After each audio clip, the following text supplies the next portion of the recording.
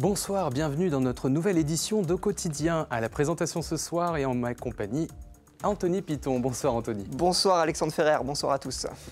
Au programme du jour, la tournée des facteurs chargés avec la distribution des plis électoraux.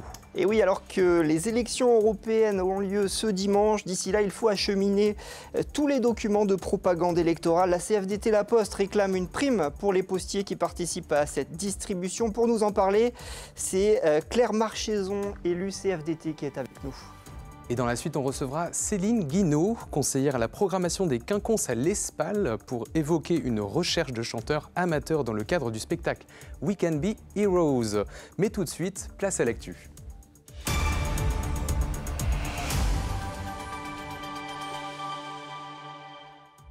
Au sommaire, en ce mercredi 5 juin, leur vidéo a remporté un prix national. 11 collégiennes d'Ivry-l'Évêque ont été récompensées pour un travail autour du harcèlement scolaire. Et puis, une nouvelle édition de Premier de Cordée ce mercredi au stade Marie-Marvin, à quelques semaines des Jeux Olympiques. Le harcèlement touche encore aujourd'hui de nombreux élèves, un phénomène que le gouvernement souhaite dénoncer à travers son prix Non au harcèlement. Cette année, ce prix a été remporté par des collégiennes d'Ivry-l'Évêque. En effet, 11 collégiennes ont participé à ce concours en créant une chanson accompagnée d'un clip.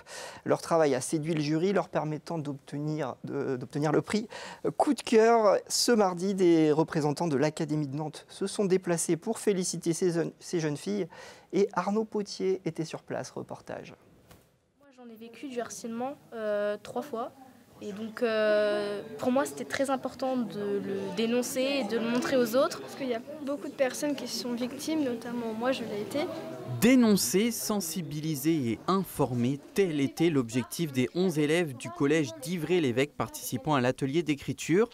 Pour y parvenir, elles ont créé un clip musical qui exprime de nombreuses valeurs. Solidarité, Dénonciation, touchant, émotion, harcèlement, se confier, important, dénoncer, harcèlement, ensemble. À l'occasion de la remise des prix, elles ont présenté leur vidéo. Isolé dans la cour, isolé dans la classe, dès que j'allume mon téléphone, les insultes s'y entassent. Il y a ceux qui voient tout et ceux qui disent rien. Comment on se réveille de ce cauchemar sans fin? Réalisée en 4 mois dans le cadre de l'atelier d'écriture, cette vidéo a vu le jour grâce à l'aide de leur professeur d'histoire-géographie. C'est avant tout un atelier qui est ouvert donc à tous les élèves qui le souhaitent. C'est un endroit d'expression par l'écrit, mais souvent aussi d'abord par l'oral. Et ça permet de partager des expériences, de aussi sensibiliser les autres et peut-être de mettre des mots sur les mots que vivent certains élèves du collège et au-delà. Pour les récompenser, l'Académie a offert un chèque de 1 000 € à l'établissement et des livres aux collégiennes. Après une répartition un peu chaotique, place aux remerciements pour ce beau projet de sensibilisation. Objectif réussi, la vidéo sera bientôt mise en avant sur le site de l'Académie de Nantes. Le pilote Arnaud Robin à la rencontre des Sartois. Ce mercredi, le pilote était présent sur le marché de Sillé-le-Guillaume pour présenter sa voiture, la Lexus RCF de l'équipe Acodis ASP numéro 78. Le Sartois est engagé dans la catégorie GT3 avec Timur Boguslavski et Kelvin van der Lien. On l'écoute au micro de Pascal Brulon. Avec cette nouvelle voiture, je pense qu'on est super prêt. On a fait plusieurs journées d'essai, on a fait des journées au simulateur. On a déverminé les voitures sur l'aérodrome ce lundi. Donc on arrive le plus près possible. On sent que l'événement approche. Je pense qu'on est bien préparé. Donc la pression elle va être positive au fur et à mesure. Et puis profiter de tout ce qui va se présenter, profiter de la parade, profiter du pesage, profiter de chaque minute de roulage parce que c'est une vraie chance de pouvoir rouler aux 24 heures. Donc on va prendre du plaisir. Et puis la pression, elle va exister, mais on va essayer de ne pas lui accorder trop d'importance. On n'a jamais été aussi proche des 24 heures du Mans et là, Cetram adapte son offre de transport. À partir de ce vendredi et jusqu'au dimanche 16 juin, les lignes de tramway seront renforcées et certaines lignes de bus déviées. L'idée, c'est de répondre à l'afflux majeur de voyageurs et d'éviter les désagréments qu'ont pu connaître certains spectateurs l'an dernier. Principal changement, aucun tramway ne circulera sur la ligne T2 pendant le week-end de course pour renforcer la ligne T1, celle entre Université et Antares. Toutes les informations de circulation sont disponibles évidemment sur le site de la Cetram. Allez, nous accueillons l'invité de notre journal. Dernière ligne droite avant les élections européennes. On en parle avec Claire Marcheson, élue CFDT à la Poste. Oui, dernière ligne droite avant les élections européennes, mais avant ça, il faut distribuer les professions de foi, la propagande électorale qui commence déjà à être distribuée. Depuis lundi, certaines personnes l'ont déjà reçue dans leur boîte aux lettres, mais c'est un vrai défi pour vous et vos collègues à la Poste. Oui, tout à fait. Au niveau du Mans, les plis électoraux sont arrivés au centre de tri depuis vendredi. Donc le vendredi, quand les facteurs sont entrés de tournée, les plis sont arrivés. Ils ont commencé à les trier un peu par rue pour mettre en case, pour être prêts dès lundi à distribuer dans les rues du Mans. Il doit être distribué avant vendredi, samedi. Avant samedi, mais l'objectif, c'est avant vendredi sur toutes les équipes. Mais dans les bureaux, plutôt en campagne, l'arrivée des plis électoraux se sont fait progressivement en début de semaine, jusqu'à hier soir, voire ce matin pour certains bureaux. Hier soir, par exemple, la Suze-sur-Sarthe, ou ce matin à Sillé-de-Guillaume, c'est arrivé à 6h30 ce matin. Je disais un défi parce que tous les électeurs vont recevoir ce courrier dans leur boîte aux lettres. Ça représente combien de courriers à distribuer en Sarthe ? En Sarthe, il y a plus de 410 000 électeurs, à peu près 800 postiers qui sont sur le front. Les organisations, sur la partie organisation, ont mis tous les renforts possibles pour aider les facteurs. En moyenne, sur le Mans, les tournées sont entre 1500 foyers à 2500. Donc, quand on compte un petit peu le nombre d'électeurs par foyer, ça commence à faire du nombre. Par exemple, aujourd'hui, j'ai un facteur du Mans qui m'a dit qu'il avait 2500 lettres électorales pour sa tournée, qui est à peu près à 1500 maisons. Et puis en campagne, c'est plutôt des tournées de 600-800 foyers à peu près, puisqu'il y a du kilomètre en campagne. Et les tournées sont à peu près à 1000 plis électoraux par tournée. Ça présente une surcharge de travail, une charge aussi dans les sacoches. Ça doit peser lourd tout ce courrier. Exactement, chaque pli est à peu près de 100 grammes environ. Donc... ça fait pas mal de kilos à transporter. Exactement. Et donc c'est vraiment un vrai défi parce que c'est vraiment une grosse surcharge, un gros volume qui arrive sur très peu de jours. Donc voilà, toutes les équipes, elles sont sur le front et une grosse surcharge à la fois physique parce que c'est un poids et puis une surcharge mentale parce que clairement quand le courrier arrive, c'est vraiment une montagne quand toute la partie des plis électoraux arrive sur le casier.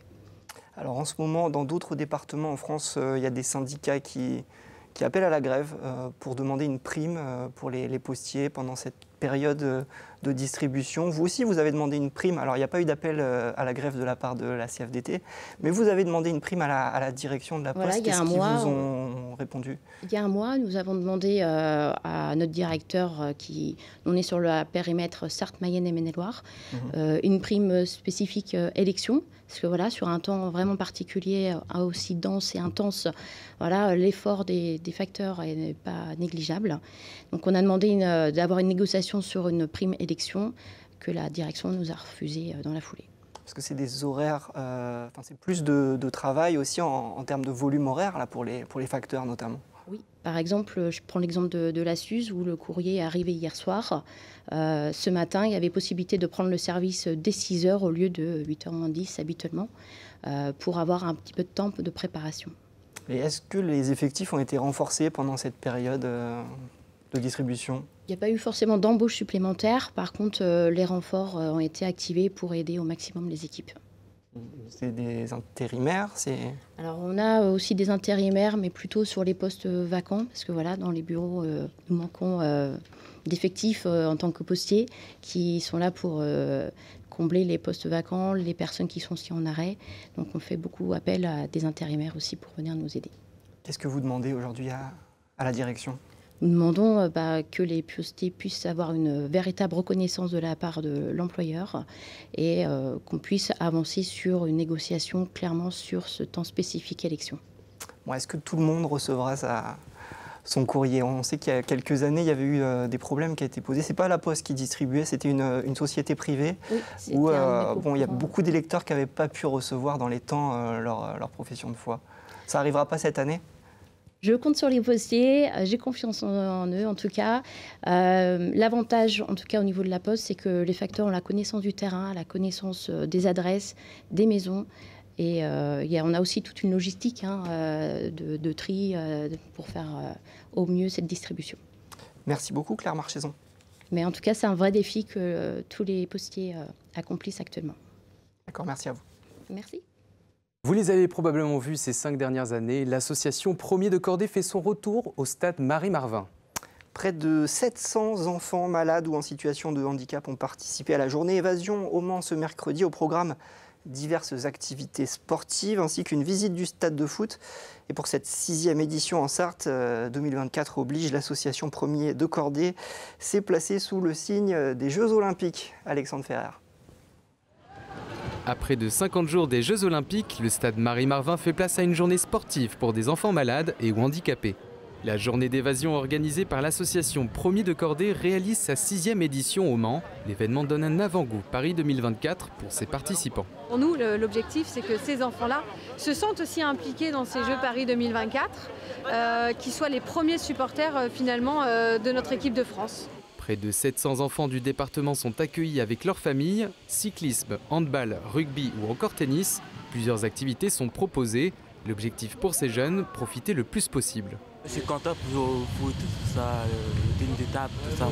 Le stade de foot est également ouvert aux visites. Une vingtaine de structures sportives locales sont réunies pour permettre aux jeunes une facilité d'accès à différentes disciplines. Célian, 10 ans, et licencié au club de ping-pong de Maraîcher, vient pour la 2e fois à la journée Évasion. Tu es doué au ping-pong là? Ouais. Tu as des objectifs? Non, pas vraiment en ce moment. Les Jeux Olympiques, c'est bientôt, il y a encore quelques jours pour se préparer. Ah, moi, je participe pas. Pourtant, Célian ne manque pas de surprendre sur quelques coups de raquette. Le rêve olympique et paralympique est toujours possible pour ces jeunes. Le président du stade Marie-Marvin se dit ouvert à réaliser de nouvelles éditions les prochaines années.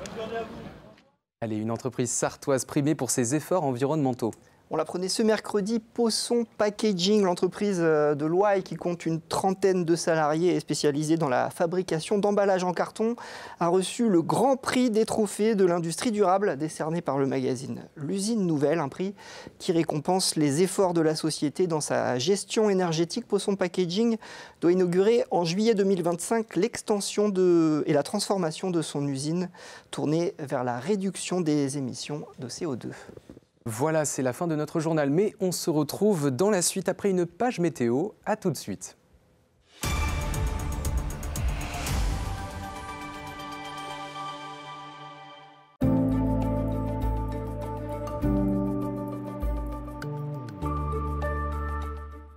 Bonsoir messieurs, dames, ravi de vous retrouver pour ce nouveau bulletin de météo. J'espère que vous allez bien. Merci de nous avoir choisis sur LMTV Sarthe pour passer cette soirée ensemble. Alors vous le voyez à l'image de cette carte, un ciel plutôt bien dégagé au cours de ces prochaines heures. On a toujours cet anticyclone qui continue de nous protéger et puis c'est lui qui va rejeter, mine de rien, les perturbations en dehors de notre territoire. Alors un ciel plutôt bien dégagé, des températures qui évoluent entre 16 et 19 degrés, comptez 16 degrés à Mamers ou encore du côté de Sille-Guillaume, 17 degrés à Sablé-sur-Sarthe ou encore du côté de Vendôme, Saint-Calais, Laval ou encore du côté de Blois, comptez 18 degrés au Mans ou encore pour Alençon, 19 degrés du côté d'Angers ou encore à Tours. Pour la journée de jeudi au petit matin, on profitera d'un ciel plutôt variable avec une alternance d'éclaircies.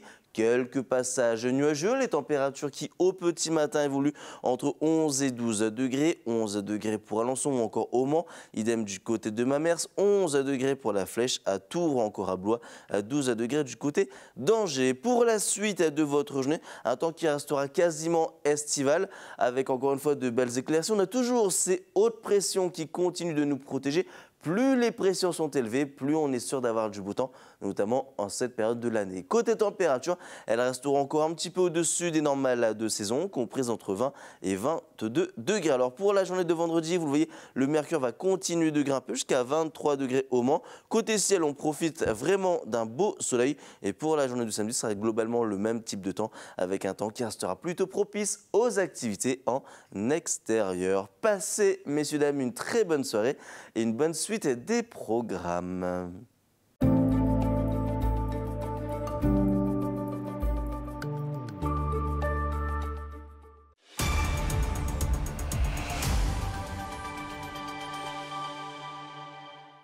bienvenue dans la suite, bienvenue si vous nous rejoignez. Allez, on commence par jeter un petit coup d'œil à la carte de la qualité de l'air de notre partenaire RPI de la Loire. Ce jeudi, les températures modérées, toujours aussi stables, et la couverture nuageuse devrait limiter la formation d'ozone, qui restera le polluant majoritaire, à l'origine d'un indice moyen sur toute la région des Pays de la Loire. Allez, un peu de culture. Maintenant, on est avec Céline Guinaud, conseillère à la programmation des quinconces et l'ESPAL, la scène nationale au Mans. Et si on vous reçoit, c'est parce que vous êtes à la recherche de chanteurs amateurs.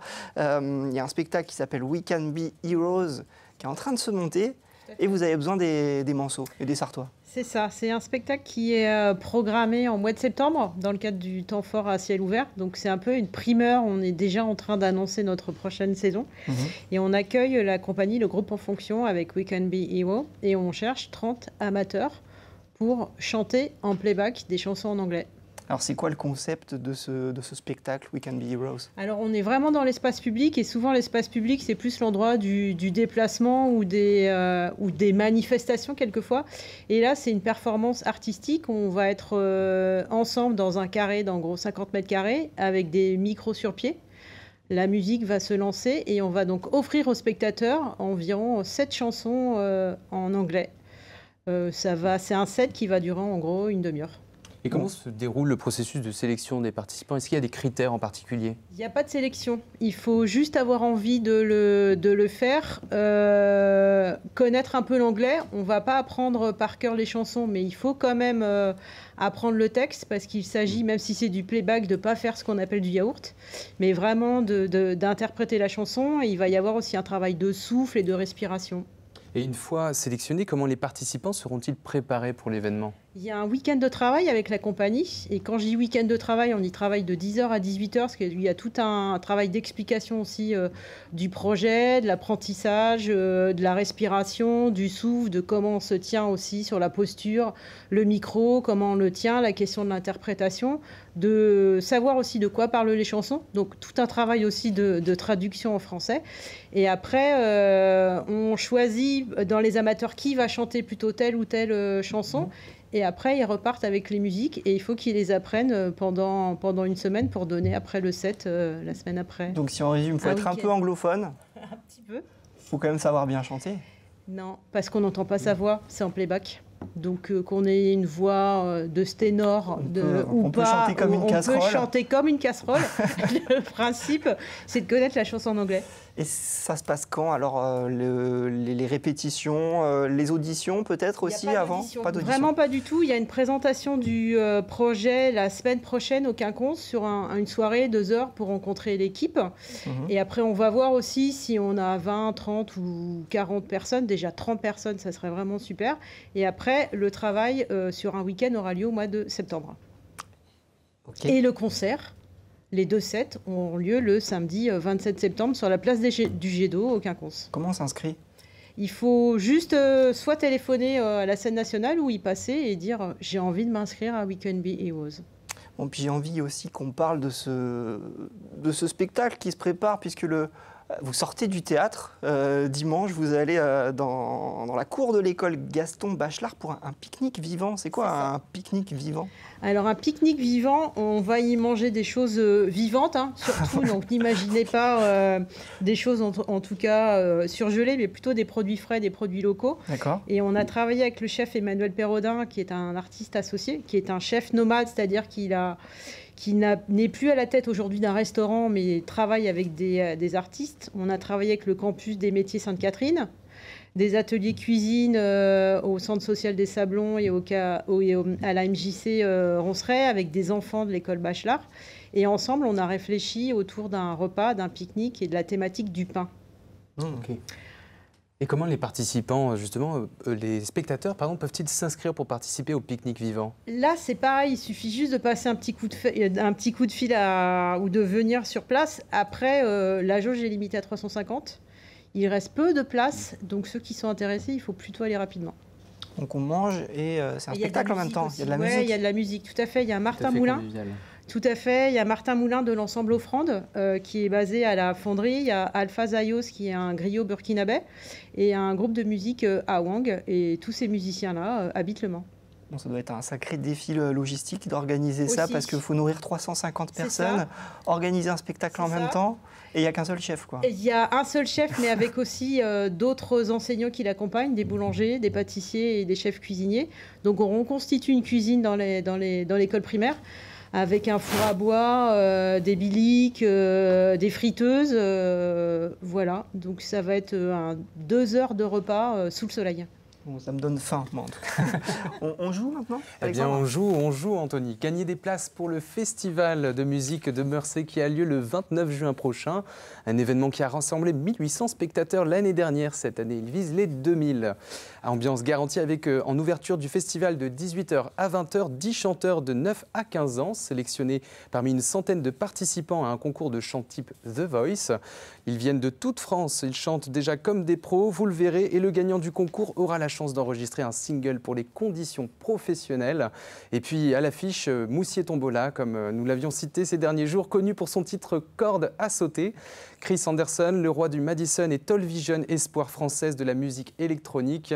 Alors pour gagner vos entrées à cette soirée très festive, envoyez un mail à jeu@lmtv.fr avec votre nom, votre prénom et votre numéro de téléphone et votre commune aussi de résidence. Bonne chance à tous. C'est déjà la fin de cette édition. Merci à vous, Céline Guinaud, d'être venue avec nous sur ce plateau. Tout de suite, c'est Amanda Scott que vous recevez qu'on va retrouver pour l'infiltré du dimanche. Et puis nous, on se dit à demain, même endroit, même heure. Bonne soirée sur LMTV Sarthe. Bonne soirée.